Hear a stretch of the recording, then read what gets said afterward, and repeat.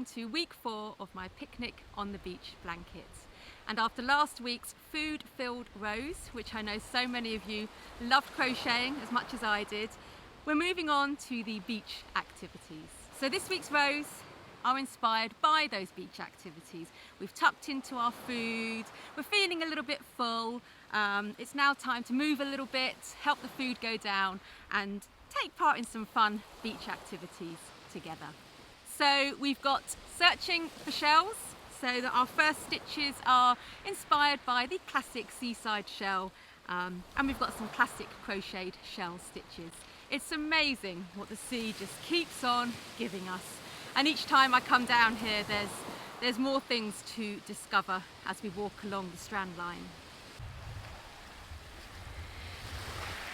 What the pebbles do give us are lots of opportunities for finding shells and little pieces of sea glass, and those of you who have followed my crochet adventures for a while will know that I love searching for sea glass, and it's been an inspiration for some of my crochet designs in the past. So let's see if we can find any shells along here.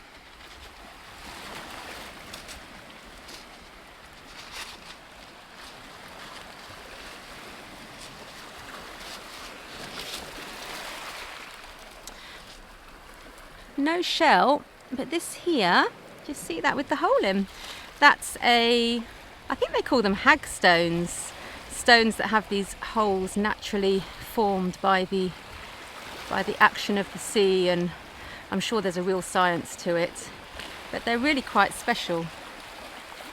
Fabulous.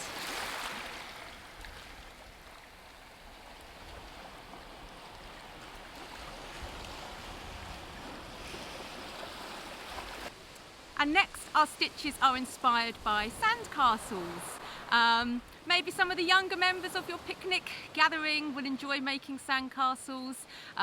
Maybe the older generations would. It's for everybody. We're lucky here. We do get occasional sand. I think the beaches here, we are renowned for our pebble beaches, but occasionally the sea will come and wash those pebbles away and we are left with patches of sand. And you can see one behind me. And actually it's really lovely then to take your shoes and socks off and just walk barefoot in the sand with the sea lapping up onto your feet. A real favourite activity of mine.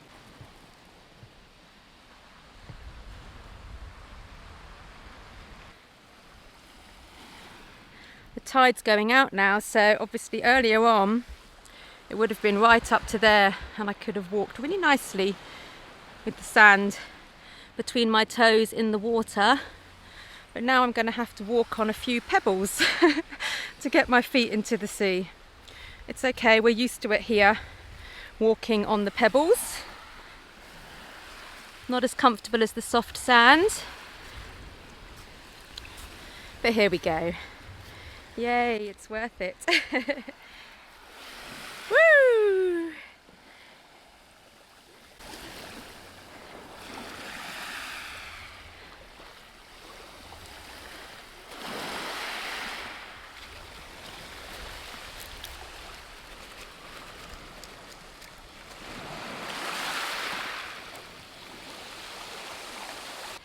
And then our stitches a bit further on are possibly my favourite this week. We've got kites, and kite flying doesn't have to be just for the beach. It helps, we've got lots of sea breezes, it's quite windy living by the sea, so a good place to fly the kites, but definitely something you can do anywhere. And we've actually really enjoyed flying kites this last year. My husband has been really busy at work, and he has an office-based desk job, so spends a lot of time looking down at his computer screen. And last year he just felt he needed to look up more, and so came up with the idea of getting a kite, which he's really enjoyed doing. It's a really mindful activity, just watching the kite fly up, and we had a lot of fun. So he got his kite out especially for me this week. Steve, there's my husband. He's come down to fly the kite.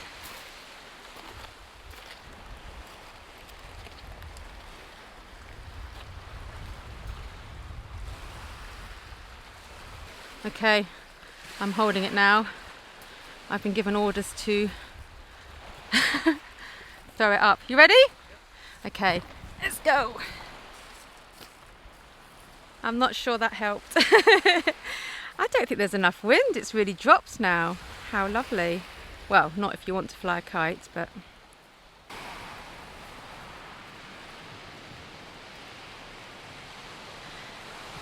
There's just no wind here now this afternoon. So we've come up to the cliff tops and we're going to have another go at the kite flying now. See if it will go up, because it's a lot breezier up here.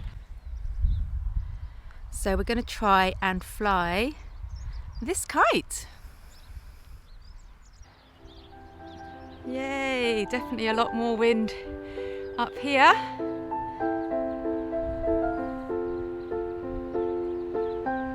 Okay, I'm holding this. Let's see if we can get this going up. Yay! Oh wow, you going to take it, Steve? He's got it.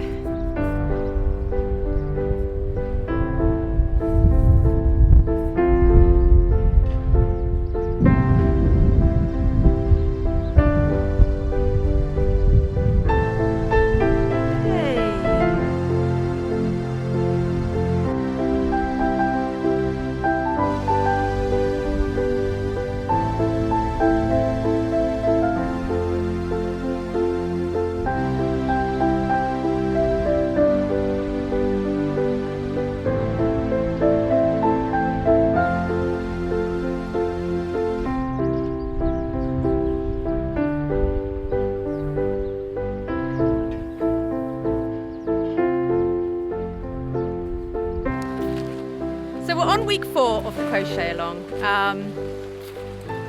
which I suppose means we're halfway, but actually we're definitely not halfway through the stitches. So as the blanket builds, the panels will be getting bigger, and the way I like to host my crochet alongs is in themed weeks. So each panel, as the blanket grows, is inspired by and represents a different part of the picnic. So yes, as the blanket grows, the panels will be getting bigger and therefore there'll be more to crochet each week. So that's great if you're chomping at the bit and you're finding that so far you've whizzed through the rows. For those of you who are struggling to keep up, it means there will be more crochet as the weeks go on, but just want to reassure you that please don't feel pressure. I've seen a few comments in the Facebook group that people are sort of falling behind and and that's causing them a bit of stress, but please, that's not the purpose of a crochet along. Yes, we have 8 weeks, 8 stages, but they're 8 stages rather than a time of 8 weeks, and some people will keep up with the 8 weeks and that's amazing, but the crochet along will live long after the 8 weeks, and people will continue to make it and may not finish it for a long time, and I hope people will start to make this for years to come, so you can do it in a time frame that's suitable for you.